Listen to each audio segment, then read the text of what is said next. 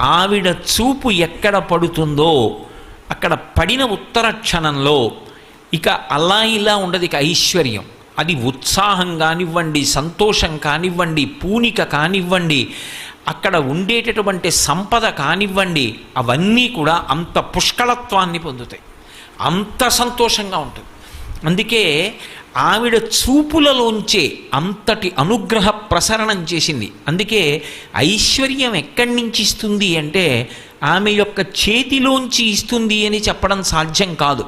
అందుకే లక్ష్మీ కటాక్షము అంటూ ఉంటారు. ఆవిడ చూపు పడితే చాలు, ఒక్కసారి అలా ప్రసన్నంగా చూసిందా, ఇక అక్కడ ఎంత ఐశ్వర్యం ఏర్పడుతుంది అనేటటువంటి దాని గురించి చెప్పడం ఎవరికీ సాధ్యం కాదు. అయితే మీరు ఒక్క విషయం జ్ఞాపకం పెట్టుకోవాలి, నేను ఐశ్వర్యము ఐశ్వర్యము ఐశ్వర్యము అన్న మాట వాడుతున్నప్పుడు కేవలము నేను సంపద గురించి మాట్లాడుతున్నాను అని మీరు